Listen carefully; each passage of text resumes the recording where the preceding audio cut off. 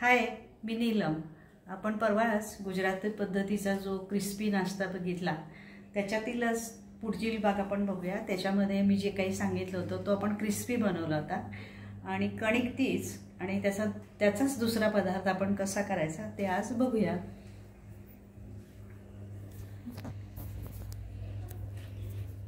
आता आपण त्या दिवशी जी कणिक बांधली होती तीच आपण इथे बांधलेली आहे. इथे तुम्हाला दिसती आहे. आणि त्या दिवशी आपण त्याचे मुटके केले होते आणि आपण तेलामध्ये फ्राय केले होते. आज आपण त्याचा असा गोळा करून ते असं चपातीसारखं फक्त लाटायचं आहे. त्याला घडी घालून तेल वगैरे काही लावायचं नाही आहे. फक्त गोळा करायचा आहे आणि असं हलक्या हाताने थोडं त्याला पीठ लावावं लागतं. थोडं पीठ लावून हलक्या हाताने लाटायचं आहे आणि नंतर तवा गरम झाला की त्यावर टाकून तुम्ही तो उलटसुलट करून चपातीप्रमाणे भाजून घ्यायचं आहे फक्त.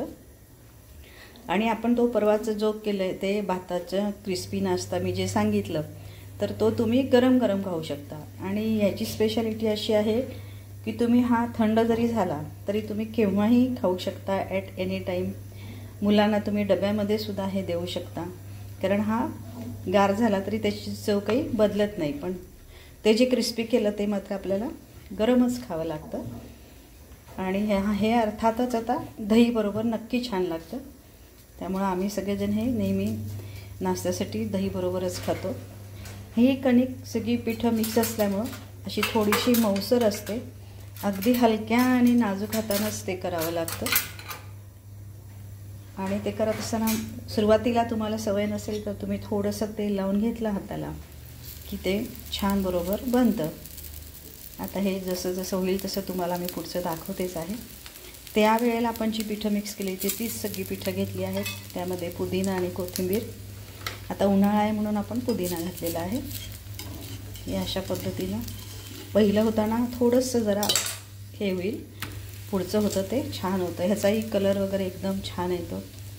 आणि हे लिंबूचं लोणचं, आंब्याचं लोणचं, दही, त्याच्याबरोबर एक घट्ट तूप, तुमची जी आवड असेल त्याप्रमाणे तुम्ही हे खाऊ शकता. याला आम्ही गुजराती लोक सगळेजण याला आम्ही भाताची मुगडी असं म्हणतो. कुणी पोताई म्हणतात, कुणी मुगडी म्हणतात, पण आम्ही मुगडी म्हणतो याला. करायला अगदी सोपी, सुटसुटीत आणि सगळ्यात महत्त्वाचं की आपलं अन्न जे आहे ते वाया जात नाही. आणि त्याला मग पौष्टिक कसं बनवायचं ते शेवटी आपल्यावर डिपेंड आहे. यामध्ये आता तुम्ही बाकी तुम्हाला जे हवं ते सगळं तुम्ही आणखी ॲड करू शकता. हे तेल घालून छानपैकी भाजून घ्यायचं आहे. हे जे आहे लाकडी तुम्हाला ठोकळा दिसतोय त्याला आम्ही दाबण म्हणतो. आम्ही दशमी चपाती अशीच ह्या दाबणाने दाबूनच करत असतो. त्यामुळे ते जिकडून कच्चं आहे तिकडे ते व्यवस्थित दाबलं जातं आणि त्या पद्धतीनं ते छान भाजून निघतं. पहिला तवा थोडा चांगला तापल्याशिवाय ते होत नाही.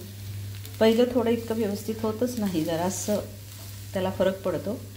आणि एकदा तवा छान तापला की त्याच्या पुढची सगळी मात्र अगदी खूप छान होतात. आणि हे तुम्ही जेव्हा लाटत असता पोलपाटवर त्यावेळेला ह्याचा शेप थोडा बिघडत असतो. त्यामुळे साईडला थोडंसं त्याला दाबून दाबून आपण थोडा त्याला गोलाकार देतच ते करायचं असतं. कणिक बघताय तुम्ही कशी मऊ आहे आणि करायला कसं थोडासा त्रास होतो, पण सवय झाली की नक्की येतं. आणि मेन म्हणजे खायला खूप छान लागतात. तुम्ही बघितला. परत हे आपण इथे दुसरं दाखवत आहोत. इकडे हे भाजायचं सुरू आहे. इकडे हा गोळा दुसरा बनलेला आहे आणि याला आता आपण असं पीठ लावून अगदी हलक्या हाताने लाटायचं आहे. आता तुम्हाला साईडनं थोडंसं हे झालेलं दिसेल, तो दाबून दाखवायचं. ते हे अशा पद्धतीनं आपण दाबून त्याला थोडासा गोलाकार आकार करू शकतो.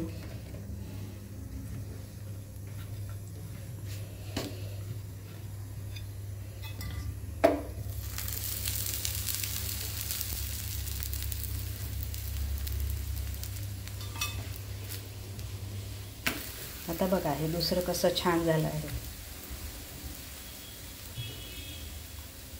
असं थोडंसं मऊसर कणिक असल्यामुळं खालून वरून थोडं त्याला पीठ लावावं लागतं.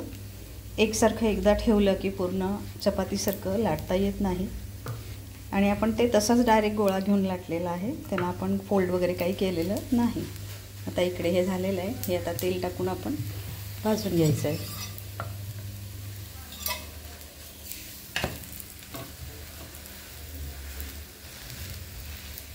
आपल्याला दिसत असेलच, अशा पद्धतीने हे छान क्रिस्पी मस्त करून घ्यायचं.